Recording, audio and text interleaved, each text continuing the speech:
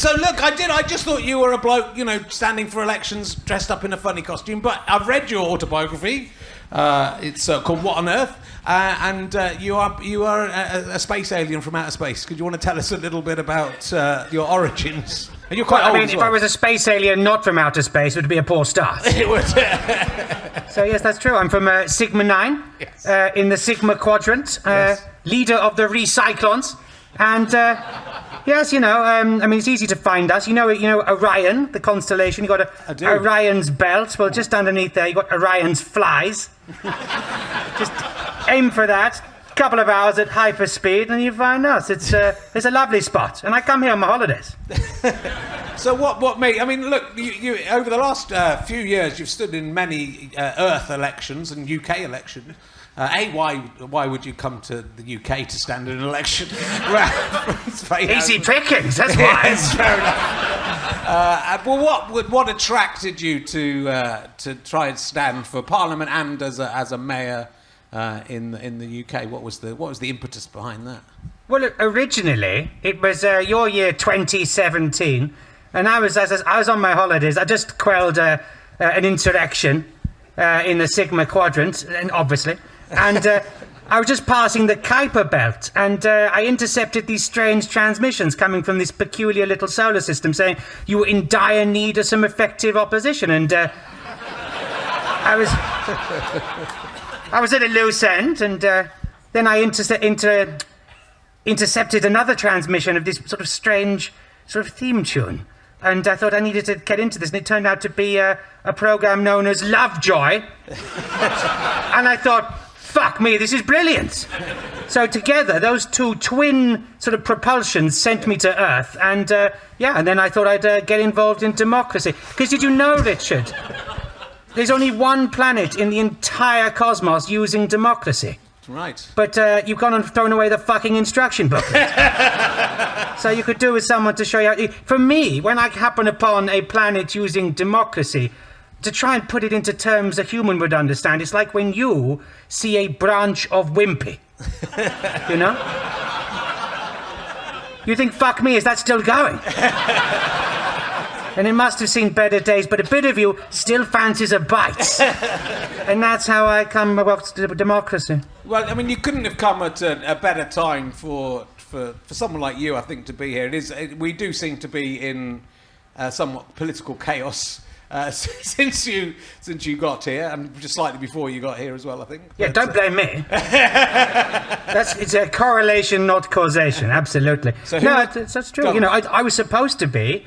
I sort of was happy to model myself as the novelty, exotic candidate, but then you have people like Liz Truss, and suddenly I'm slap bang in the centre.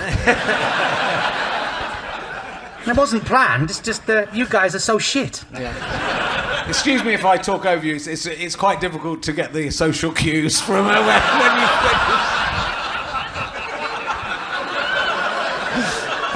We've already had the social cue of you discussing your testicles, so I think That's true.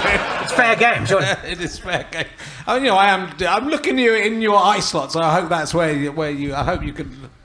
Yes, not the testicles. Yeah, good. Well, I don't. We'll get into testicles. We might get into your alien testicles later. So the first election you stood in. Was that against Theresa May? Was that your first one? That's right, yes.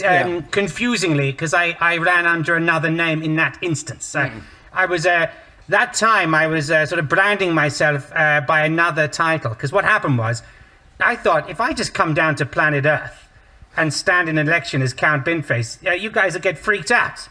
So I thought I need a disguise. And I discovered that about 25 years earlier, some human had this idea to get into a costume. And he dressed up as Lord Buckethead. And this baronetcy had lain dormant for a quarter of a century. So I know, I'll disguise myself as Lord Buckethead, and that way Theresa May will treat me with decorum and respect. And so it proved. Yes. I mean, she didn't have a very good election. Overall, she did win the seat, I think, and on that occasion, and you got 249 votes, which isn't too shabby. No, for a first go, I was pretty good. It was already a sort of Buckethead record, and she only beat me by a mere 20-odd thousand votes. Yeah. But she may have won the Democratic war. I won the Democratic peace. Because where is she now? Nobody knows. Does anyone even remember her now? No, of course not.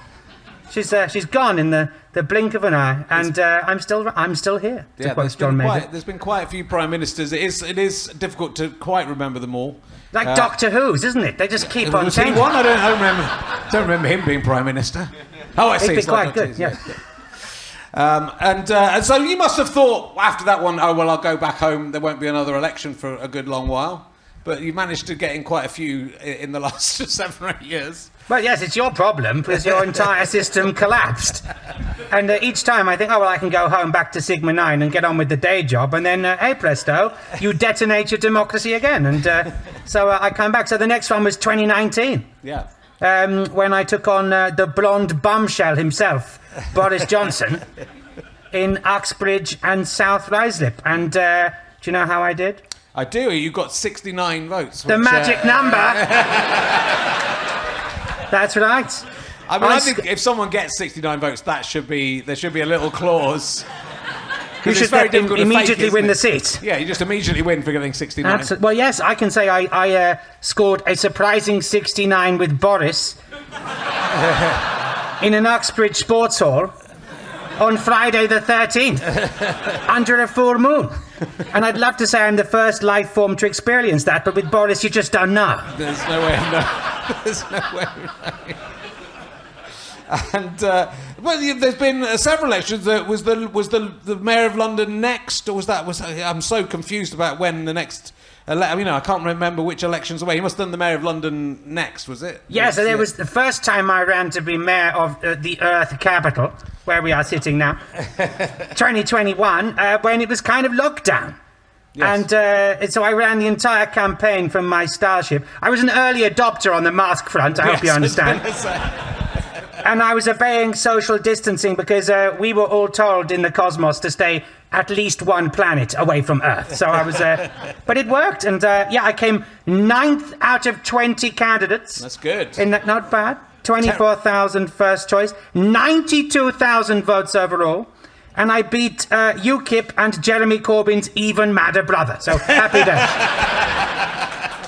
I mean, it's sort of terrifying that you got that many votes, but it is. But also wonderful.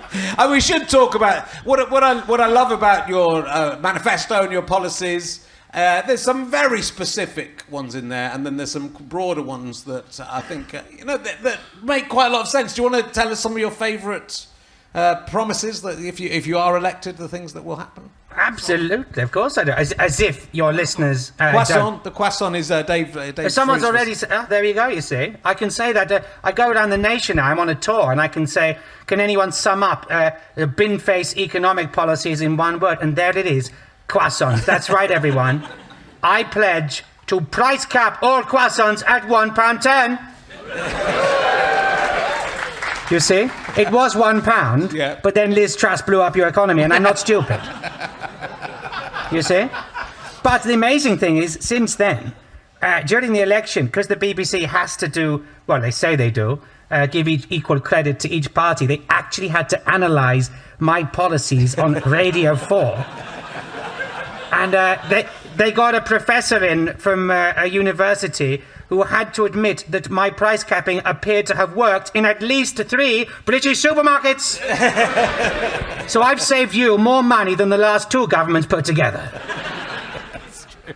I like making sure that Wi-Fi on trains actually works. That's yes, but allied to that, in the small print, is an auxiliary policy, yeah. Richard, trains that work. Yeah, trains that work would be good too.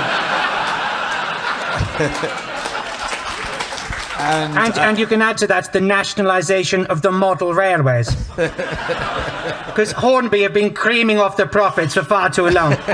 Running it into the ground, they've been. You're quite obsessed with hand dryers being placed in the right place in pubs. I'm thinking. Well, one in particular. In the Crown and Treaty pub, is that the way? The Crown and Treaty in Uxbridge, that hand dryer must be moved. Must be moved to a more sensible position. What position? For those who don't know, I haven't been into the gents there, which is probably half the population. Well, it's a death trap, Richard. Right, okay. could put two and two together, you know. And it's very inconvenient for anyone using the urinal at that point. Okay. And, it blows across the space to the urinal. Is that what happens? Yeah. Well, yes. I would suggest whether you have 1, 2, or 0 testicles, it's going to hurt. Okay. And I want you to know that I don't just say this stuff, right? I ran against Rishi Sunak in the summer 2024. Yep. And I put it in my manifesto there in North Yorkshire. Right. Because that's how much I believe in it. And I've even gone to the Crown and Treaty in Uxbridge and signed a treaty with the Crown and Treaty. In the Crown and Treaty, it's galactically binding. When I am elected, they will move the dryer. Right. That's democracy, people. They're not going to move it until you're elected, though. That's up to them. They want to curry favour, they might do. Maybe Keir will get there before me. Depends if there's an Arsenal ticket in there for him.